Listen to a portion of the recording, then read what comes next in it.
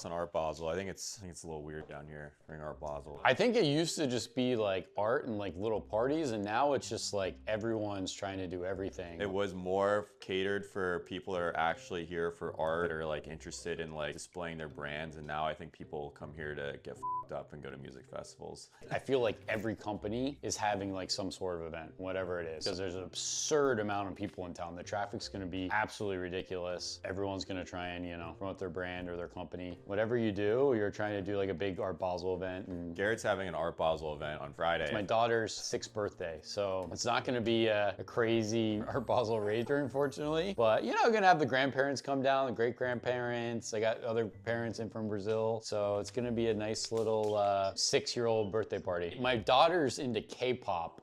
Do you know what it is? My take on the K-pop thing is like the animation and what it's all about with like the pink hair and like and whatnot is like pretty weird. I think the songs are okay and they're catchy. I think all the kids are like sucked into the songs. And I think like the crazy hair they think is cool. Now we're gonna do a little segment. We may do it periodically. We're gonna call it G&G XX. We're gonna go cruise in the XX and talk about some XX things that we haven't talked about in the past, that we haven't had in any vlogs. Some crazy watches we sold, so we'll reveal that here in a few minutes. So let's go downstairs, scoop the XX, and we'll chat.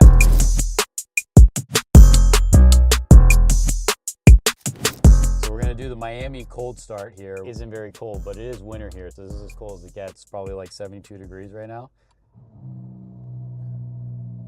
It's just unbelievable. In the month of November, we sold some really, really rare Grail watches. Now, a lot of those watches we don't post on the website or online because we kind of make it unique to the customer. So we like to keep it undercover. And it's like one of the busiest weeks of the month being Art Basel. So we have tons of clients coming in, people getting Christmas presents. So a lot of activity here in the beginning of December. And then right after Christmas, it's just gonna be dead. So we're gonna work our butts off for the first, 3.5 weeks. And then, hang up the skates for the end of the year. We have a lot of plans going into next year. The company's been growing a lot. We have a lot of new plans. So look, getting the paparazzi everywhere.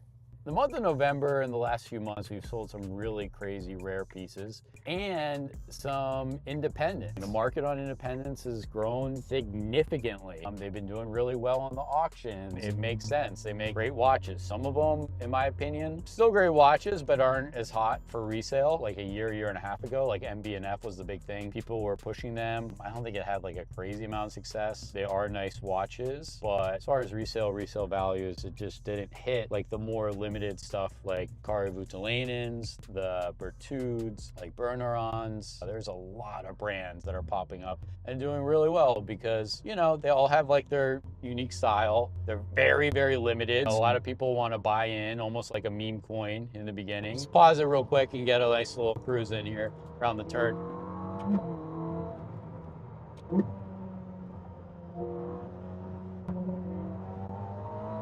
Man, that gets the adrenaline going. Let's talk about some of the big pieces that we've sold that we haven't really posted. Vertical turbs, ever since the auction, very, very hot. Same with TNs. I think it's valid. I mean, they're absolutely great watches on the wrist. We've sold a few vertical turbs, platinum, black label, which just auctioned for like 950K. We've sold a few of those. Boutique edition.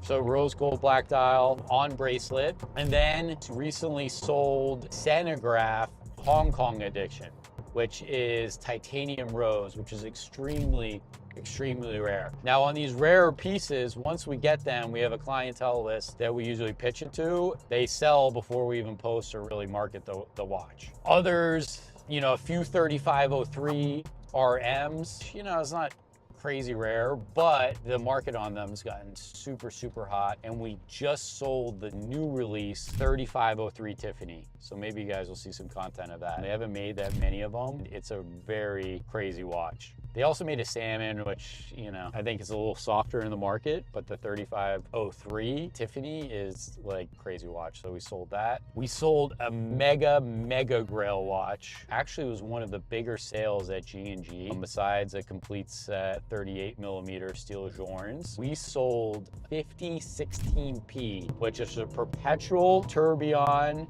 minute repeater, 37mm. So like that much of horology in such a little watch is absolutely insane. The Ferrari Patek dial. Anything like Ferrari watch related for the most part does really, really well in the market. I mean, look at the Ferrari Centigraph. The values on those are absolutely insane, and there's going to be an auction coming up at Sotheby's. They're auctioning that watch, and I think it's going to go for a crazy amount of money. So this watch, they only made roughly 2 of them, and it was custom for a client roughly 25 years ago. It sold for over like 1.8 million, but that was a watch when it hit our office, we're like, holy shit. And the thing is with these really rare watches, once you get under like 20 pieces, you may never see an example of it again. I don't expect us to see another example of it. I think maybe down the road, someone may auction it or something. It's going to go for a crazy number because there's so many hardcore collectors out there that keep these pieces that'll never resell, and they're after pieces like this. So the market on them, once one of them is snatched up, just goes up a lot. We have the massive Phillips auction with the Francis Coppola pieces, which is going to be insane because it's the FFC with the black hands, a lot of other crazy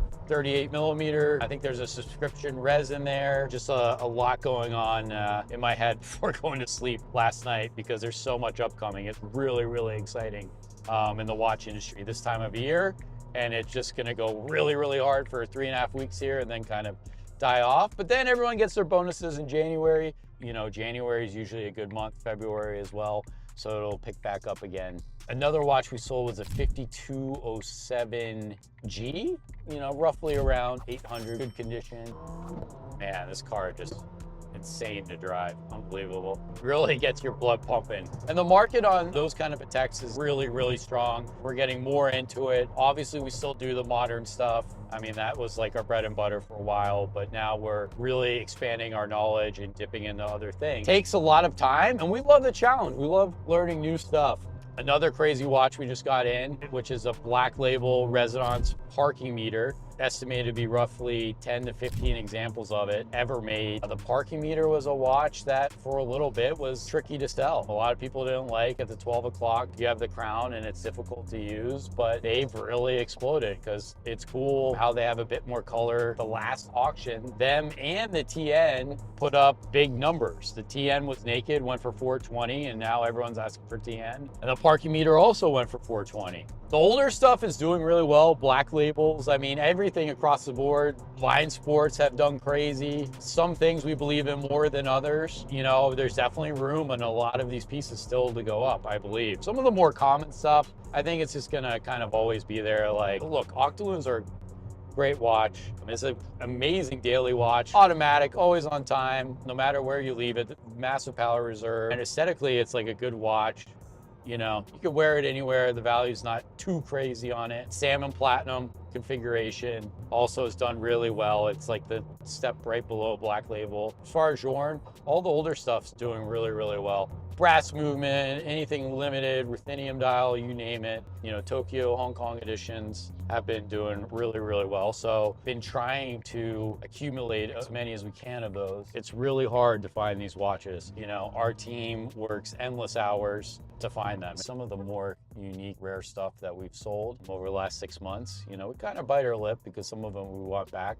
We sold too cheap and now it's impossible to find it again. That's how we are as dealers. I mean, we're always gonna buy stuff and sell it. We're not gonna like hold on to it forever, turn things as much as possible. We're not like a retail store that's just gonna buy a watch and sit on it for maybe a year and try and get all the money. I think every dealer has their own strategy. And I think certain strategies require less work than others, so there may be part of that. The biggest thing is to be international too, even though it's really tough. In order to get to that next level, you got to take risks, you know, and get burned a little bit and learn from it. If we wouldn't have done that and expanded to these bigger pieces, even rarer pieces, I don't think we'd be where we're at today, 1000%. Stressful situations, dealing with scammers, break-ins, all that. I mean, it happens, but you get smarter, you learn from it, and you know what to do next time around. That's the reality.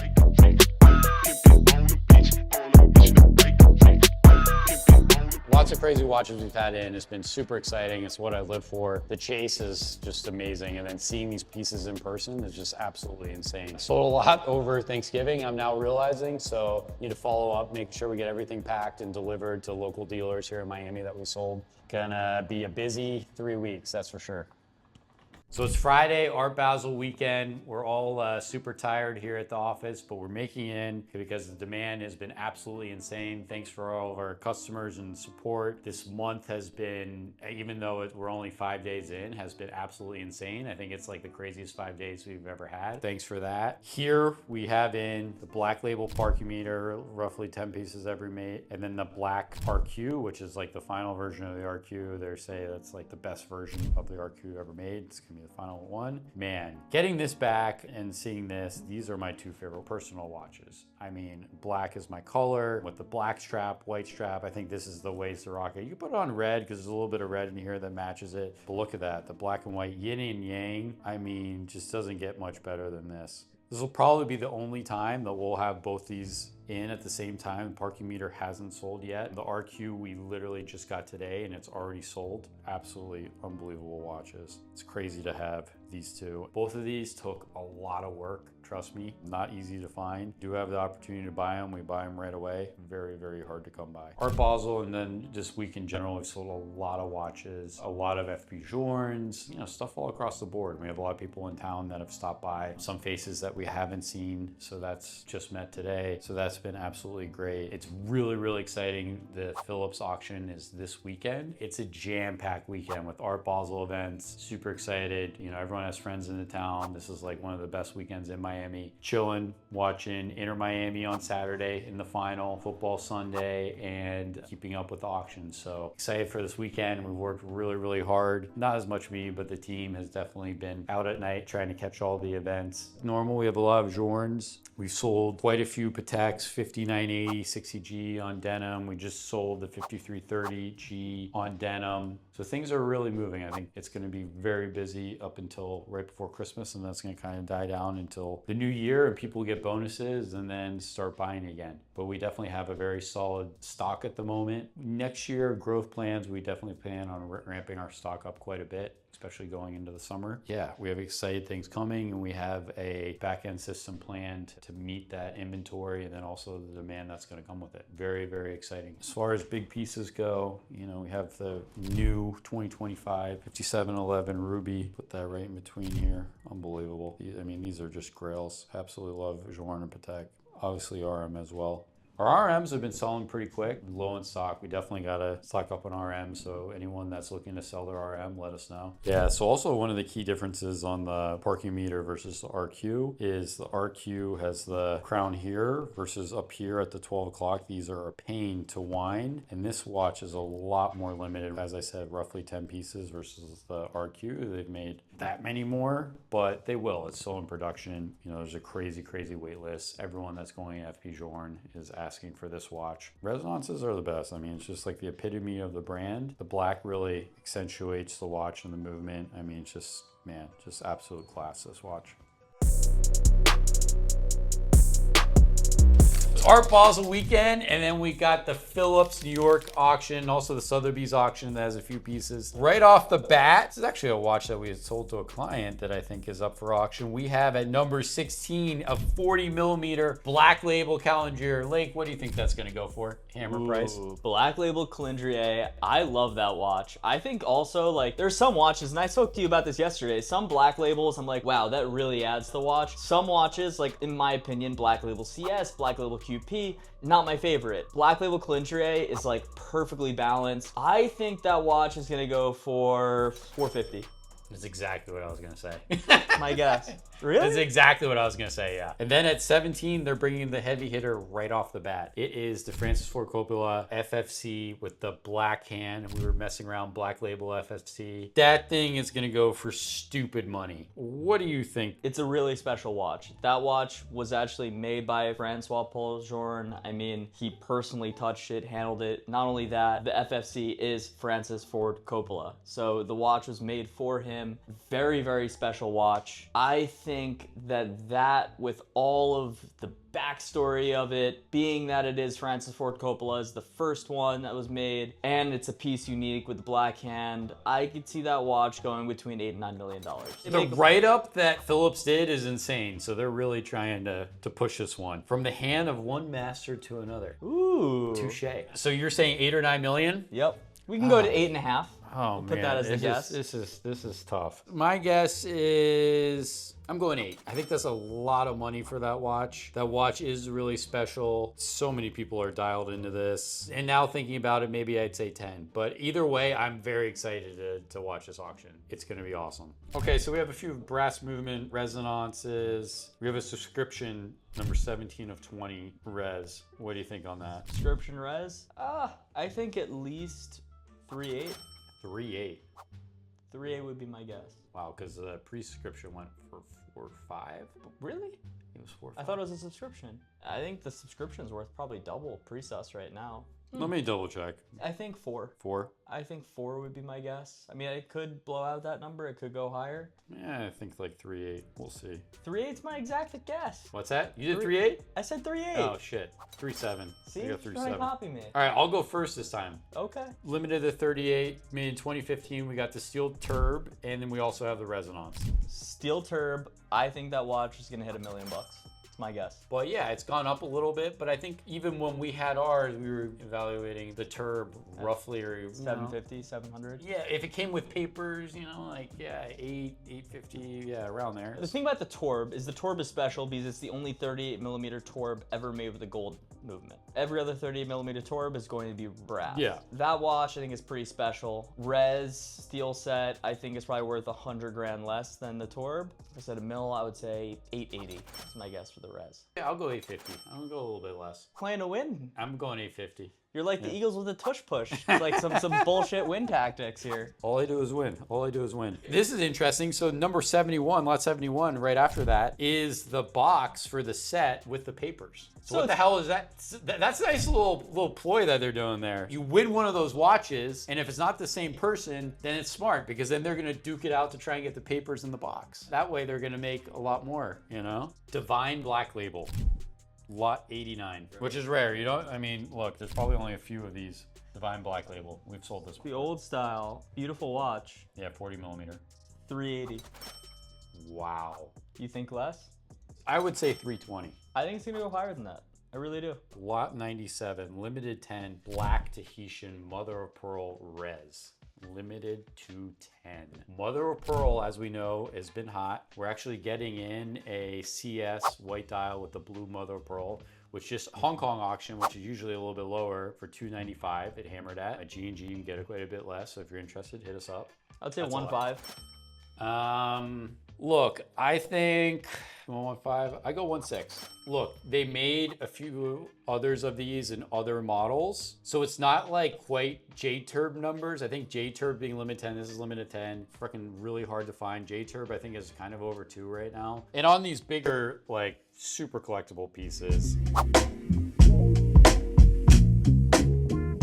Hey guys, Lakewood G&G timepieces, 2 of my favorite watches here. We've spoken on them in the past, but right here we have the Black Label RQ Resonance, and here we have the Black Label parking meter. So both watches are incredible pieces. I just want to talk to you a little bit about the movement differences. In my right hand, we have the newest version of the Resonance, and this is definitely the most wearable Resonance. Number 1, legibility, definitely a little bit better on the RQ than the parking meter. The dial on the left of the parking meter, it's a little bit tough to read. The numbers are really small. The other thing that's really cool about this piece, it has a remontoire de Galate, not only 1, but it actually has 2. That makes this watch a bit more accurate. It can have constant power for the 28 hours after you wind the piece. The other really big benefit of this watch is it's much easier to wind as well. So if you're one to want to keep perfect time in your piece, this watch is a more wearable Resonance. It's more accurate. It's definitely an improved movement. Now is the parking meter. This watch is an incredible collector's piece, but a couple of things that make it a little bit less wearable. You have to wind it. The other thing about this piece is that it has 2 independent gear trains, 2 independent barrels, and 2 escapements with no remontoire de Galate. So as the power reserve winds down, the amplitude will drop and the power does not remain as constant. It's not as accurate as a piece,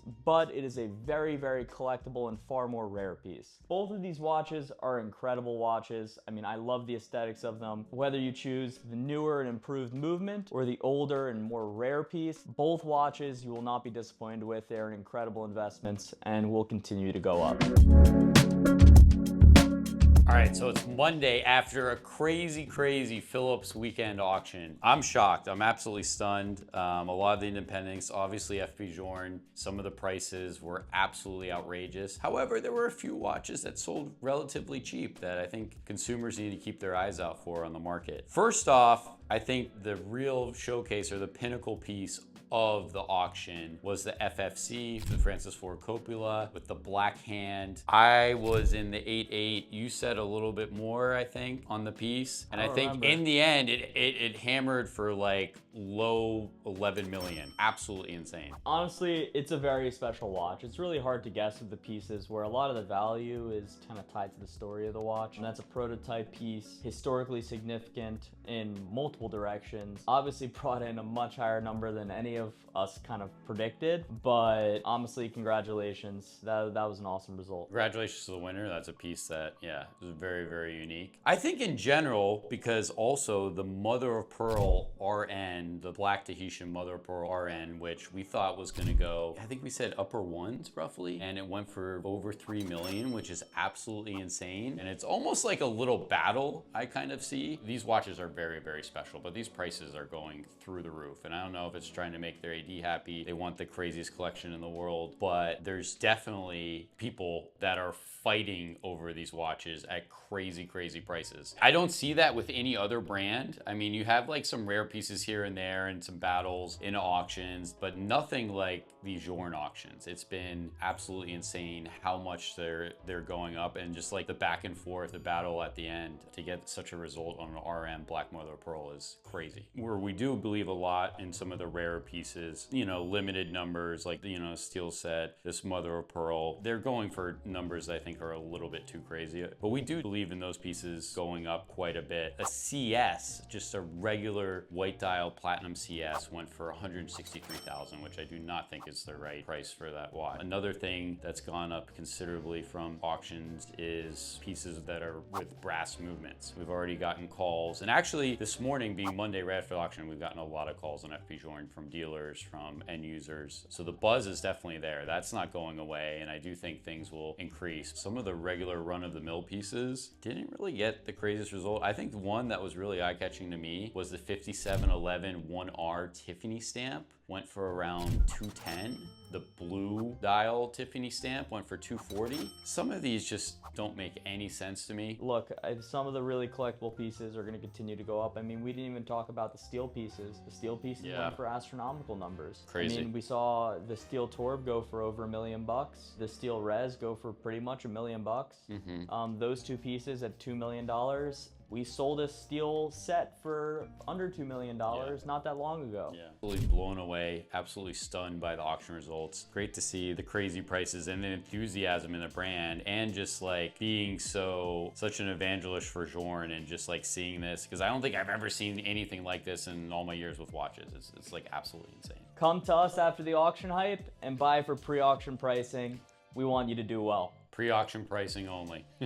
So that was the last big auction. We'll have another auction review. I think the next one's coming up in March, but crazy auction season. There's a Sotheby's auction running today, and then that's the last of it. That's doing the Ferrari Centergraph, which I expect to yield a crazy result, but we'll be back with this in March, and let's see. Well, I don't know if you guys saw, but Journe actually released, they're probably shutting down production until February. So there's gonna be no new pieces. Come to us, we got you. Shutting down production, and not only that, but we have a lot of clients saying that they have to wait 1.5 years for a deployment class. Anything Journe of that nature, reach out to us, and also note that it's really that scarce, which is causing the drive of all these prices. I mean, we have clients with crazy Journe collections that haven't even gotten one allocation yet, not even for a Elegant.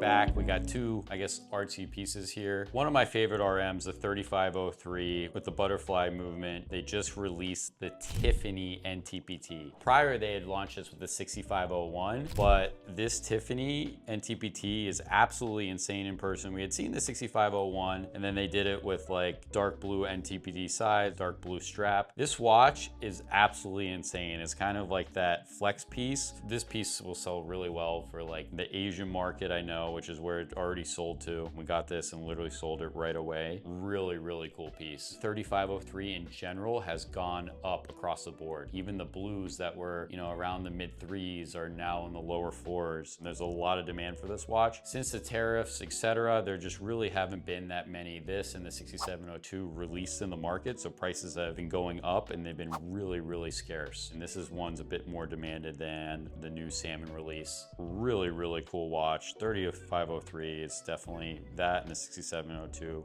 At this price point, 27s are my favorite. Just got this in, really happy for the customer. This thing absolutely pops, that's for sure. Much more than any of the other colors. I mean, look at that, insane. We also got here, which just auctioned for $295 at the recent Phillips auction in Hong Kong, is the Mother of Pearl CS. Absolutely stunning. It's not too much mother of pearl. It's just like a nice touch. The navy blue strap that matches the numbers looks absolutely sick. I think this is my strap of choice for this watch. Man, mother of pearl in general, the sincere mother of pearl, limited 10 pieces, just went for an astronomical number. The rose version of this, salmon dial, they made roughly only 25 pieces, didn't make many of this. I just think it's really creative on how they have the mother of pearl as like a trim, you know, with guilloche dial. Is really, really cool how they do this. You know, no one else is doing it like this. With it going for so much at auction, I get it. I mean, these are definitely hard to find. Really, really nice pieces. Pieces in mint condition, and we're asking $275,000 for it. Nice pickup. Haven't had this in a while.